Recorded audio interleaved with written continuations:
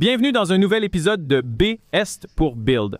Aujourd'hui, on sort la GT-R pour la première fois pour le shakedown. On effectue encore quelques réglages, mais la voiture est prête à rouler. On va lui faire un bon shakedown pour voir comment elle se comporte, puis on fera un peu d'entretien pour la préparer au grand road trip. Restez avec nous.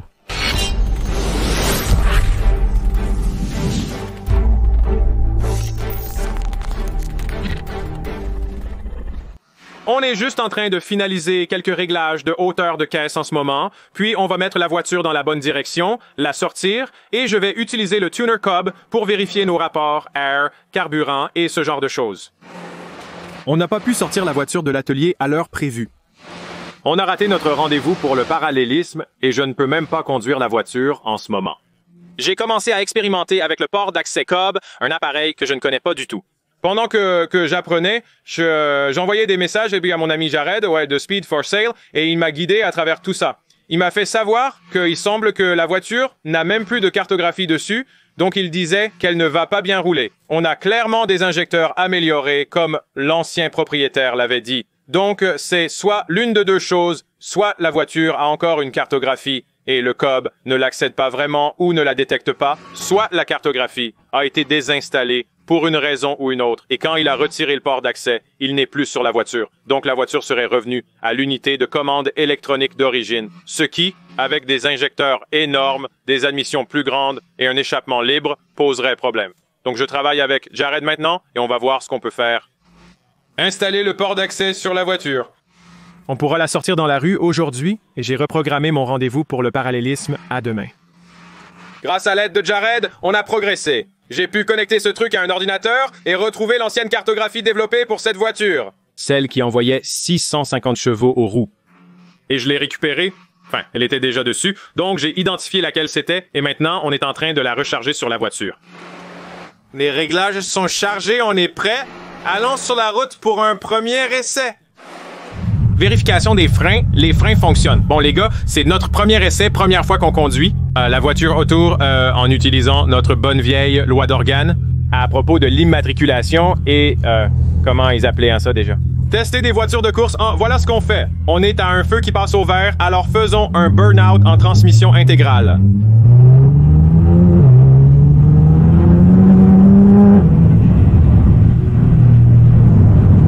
On a activé le contrôle de traction dans chaque rapport. On n'est pas allé très vite, mais on a fait un burn-out dans chaque vitesse. Intéressant, les pneus neige sont peut-être bien pires que ce que je pensais. On vient de se rappeler qu'on a oublié un extincteur. Donc on va retourner à l'atelier. On va activer l'enregistrement des données, prendre un extincteur, juste vérifier sous le capot, maintenant que le moteur est à température et s'assurer que tout va bien. On sent des odeurs de chaud, mais c'est probablement parce qu'on a un tout nouvel échappement en titane ici. Et à chaque fois qu'on a un nouvel échappement qui chauffe, on sent plein d'odeurs bizarres. Bon, on a vérifié encore quelques trucs. Les essais automobiles modernes sont plus techniques qu'auparavant. Avec l'augmentation du prix des voitures, il ne s'agit plus simplement de passer sur des dos d'âne, bien qu'elles le fassent toujours. Il faut remplacer les balais d'essuie-glace et réparer la poignée de porte intérieure. On a compris ça. Donc, mais je veux essayer de vraiment mettre ce truc en suralimentation. Et on ne l'a vraiment pas encore mis en suralimentation, donc je fais un enregistrement de données en ce moment. Ensuite, j'attendrai une accalmie dans la circulation pour mettre le moteur en suralimentation. Très bien.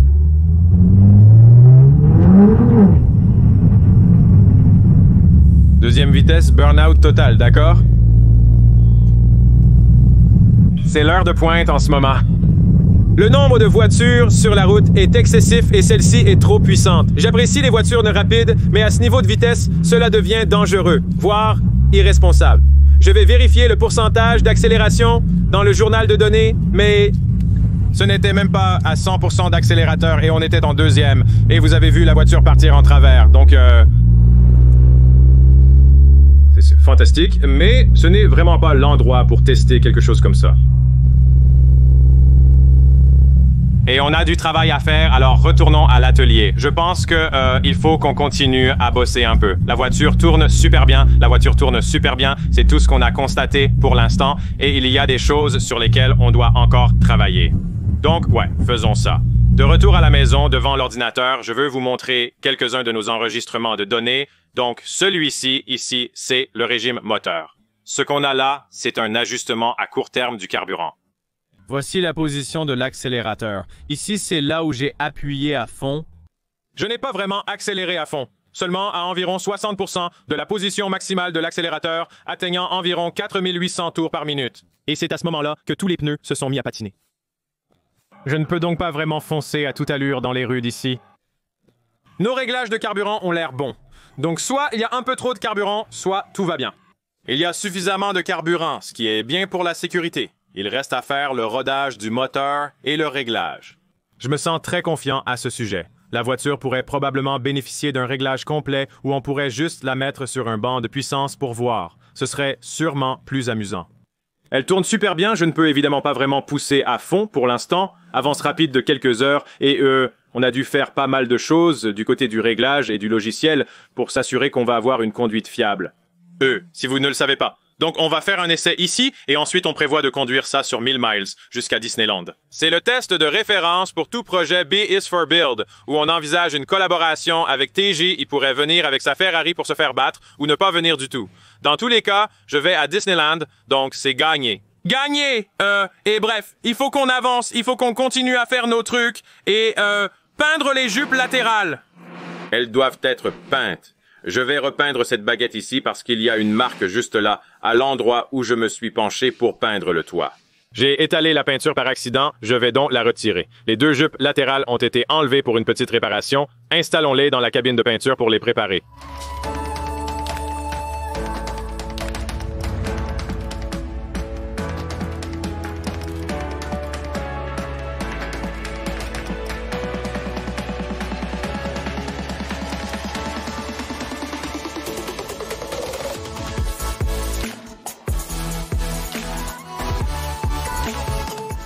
J'ai poncé et nettoyé le panneau qui est en bon état, puis j'ai appliqué un promoteur d'adhérence sur les zones principales à peindre.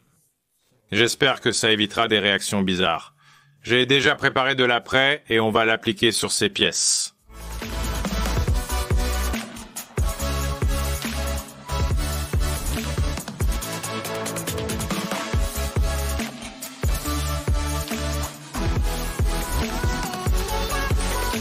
Heureusement, nous n'avons pas eu de réactions étranges jusqu'à présent. Et on a appliqué l'après. C'est un après bouche-porse, donc il devrait aider à sceller. Pas de réaction étrange avec la même marque de peinture, elle devrait bien adhérer. On sera prêt à continuer. J'ai masqué la rampe de finition posée sur son propre radiateur. Il y a également un radiateur en dessous. Je ne rigole plus avec le chauffage. Il gèle à l'extérieur et il neigeait ce matin. Donc, je dois juste garder ces panneaux au chaud pour que la peinture sèche à une vitesse raisonnable. Donc, prochaine étape, base, intermédiaire, vernis.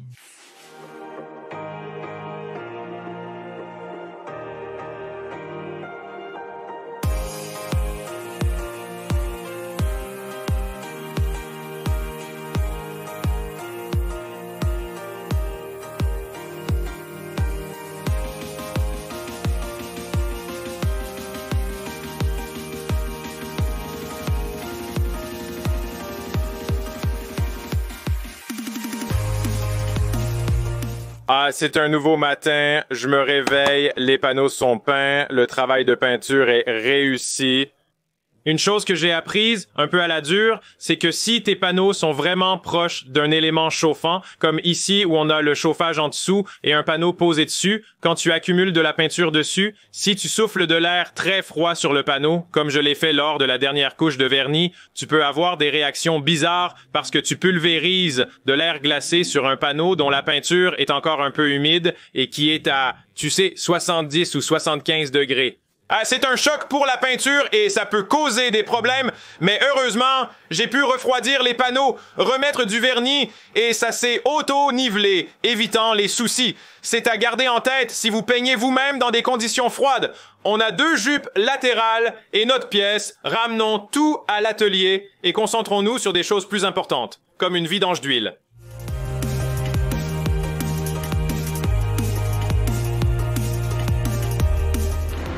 Donc, je commence la vidange d'huile, c'est super simple. sur cette voiture. Le bouchon de vidange et le filtre sont tous les deux sous la voiture, sous le sabot. Je vais donc vidanger l'huile, enlever le filtre, lubrifier le nouveau filtre, mettre un peu d'huile dedans, le remettre en place. Et il faut aussi une nouvelle rondelle de bouchon de vidange que j'ai eu chez Nissan. Je vais l'installer, puis on fera le plein d'huile et... Pendant que je m'occupe de ça, Kyle va s'occuper de la porte. Lors des essais, cette poignée semblait ne rien faire. Kyle va donc essayer de comprendre le problème et le réparer.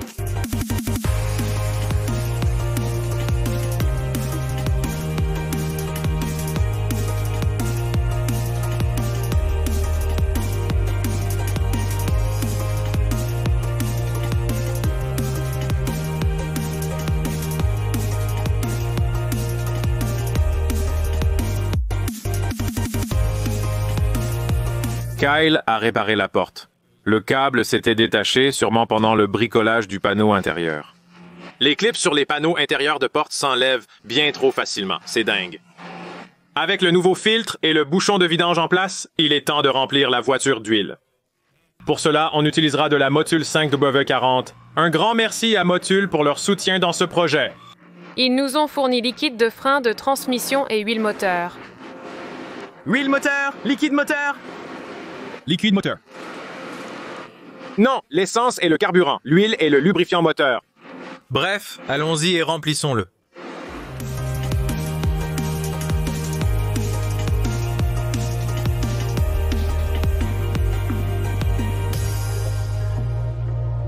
Très bien, vidange d'huile terminée.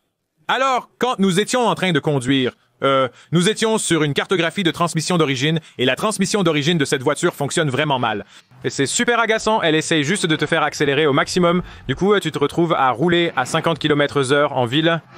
En 6e vitesse, c'est vraiment nul.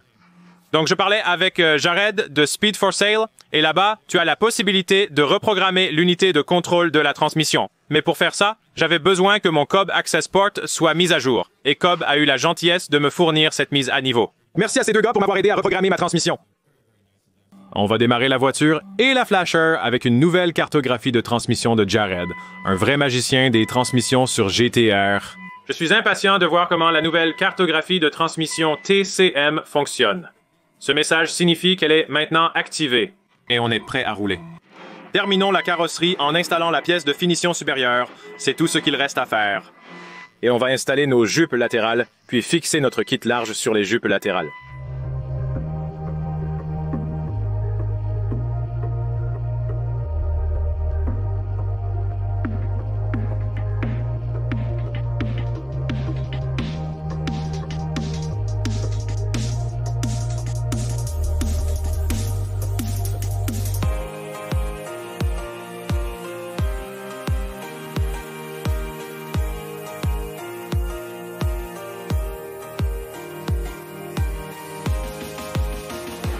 Très bien, les jupes latérales sont installées. Le kit carrosserie est remis en place. L'autre est plus impressionnant à cause des dégâts qu'il a subis, mais on ne pourrait pas le deviner en le regardant d'ici. Ça s'arrête à peu près ici.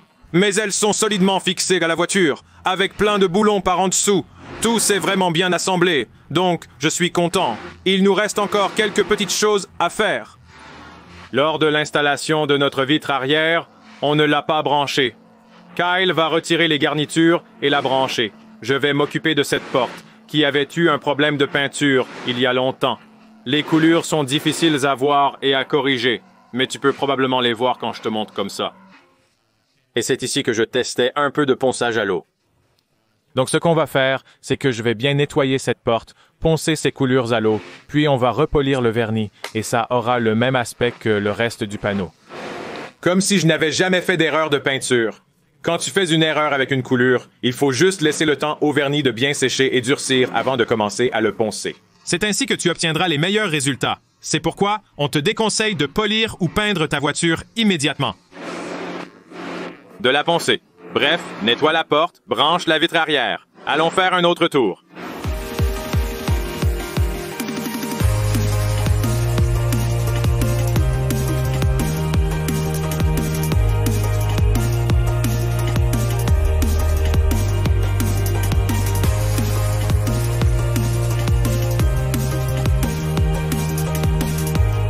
Donc il y a une porte brillante. Retirons la voiture des chandelles, sortons-la, faisons un deuxième essai. Sur route, on a un feu rouge, ce qui veut dire qu'on va avoir un feu vert. D'accord.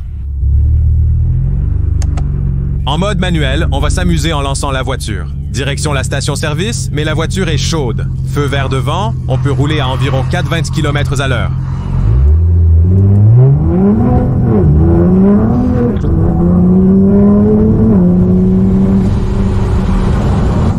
C'est génial.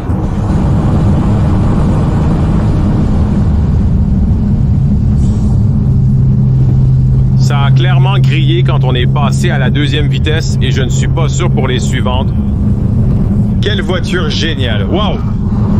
C'est vraiment une expérience où il faut s'accrocher fort. C'est trop cool, j'adore le bruit de cette voiture, c'est juste dingue. Une fois que tu as réglé l'immatriculation et tout le reste... Il faut se rappeler qu'on roule sans immatriculation, mais avec une assurance complète. Mais dans l'État de l'Oregon, comme vous le savez, c'est légal en quelque sorte tant qu'on est en essai routier et que c'est une voiture de course. Ce qui... Je dirais que ça correspond... Une autre chose sympa dans l'Oregon, c'est qu'on n'a pas besoin de faire le plein nous-mêmes. Des gens le font pour nous. Après notre mise à jour de la cartographie pour la transmission, elle devait réapprendre les vitesses. J'ai accidentellement appuyé sur le bouton alors qu'on était encore à la station-service, donc on risque de rester ici un petit moment le temps que ça se règle. En résumé, il me reste une dernière chose amusante à faire pendant cet essai. Mais avant, un test dans l'allée. La lame avant est un peu haute, mais c'est parce que je compte utiliser cette voiture quotidiennement. Et je veux vraiment pouvoir entrer et sortir des allées sans m'en faire, donc on l'a laissé un peu haute. Je cherche à acheter quelque chose qui sera un peu intermédiaire plutôt que d'utiliser celle d'origine qui fait environ 6 à 8 cm d'épaisseur. Je cherche à en acheter une qui fait genre 2 à 4 cm d'épaisseur, puis on ajoutera notre partie métallique pour avoir un compromis entre les deux. Parce que je pense qu'on a gagné environ 1 cm à 2 cm de plus. Je veux que vous entendiez le son de la voiture. Je vais demander à Kyle de passer devant la caméra quelques fois.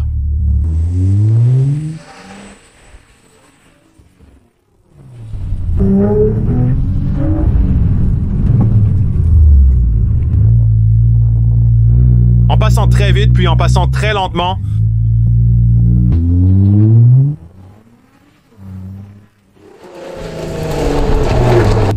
N'ayant jamais conduit de voiture à transmission intégrale très puissante, j'ignore ce qui va se passer, mais je vais tourner le volant à gauche et appuyer à fond sur l'accélérateur.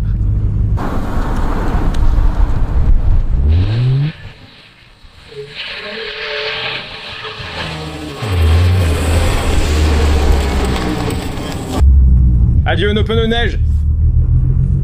D'accord, on s'en va. Bon les gars, c'est là que je vais conclure. J'ai un rendez-vous pour un parallélisme dans 10 minutes, donc je vais y aller. Demain, on commence le road trip vers la Californie et on va voir comment cette voiture se comporte sur un trajet de 1000 miles jusqu'en Californie. Objectif. 800 000 abonnés d'ici la Saint-Patrick, 1000 $ à gagner. Aidez-nous à l'atteindre en vous abonnant si vous regardez cette vidéo. Merci. Je vais donc offrir 1000 $ à l'un de nos abonnés. Pour me contacter, envoyez simplement un email à interobs@catbuild.com, pas à mon adresse personnelle ou sur le site web. Pour participer, envoyez simplement un email avec votre nom d'utilisateur YouTube dans l'objet ou le message. C'est tout. Et l'une des personnes chanceuses qui m'enverra un email va gagner 1000 $ et nous ferons le tirage à 15h, heure du Pacifique, le jour de la Saint-Patrick, probablement depuis ce bar irlandais juste derrière moi. Donc, ce sera une très joyeuse Saint-Patrick pour quelqu'un. Alors, abonnez-vous s'il vous plaît et si vous voulez soutenir la chaîne, nous avons des produits dérivés et d'autres choses sur bestforbill.com. À part ça, je vous dis à bientôt. Quand je vous tiendrai au courant de la façon dont cette voiture s'en est sortie, si on arrive jusqu'en Californie ou pas, je vous retrouve à ce moment-là. Salut!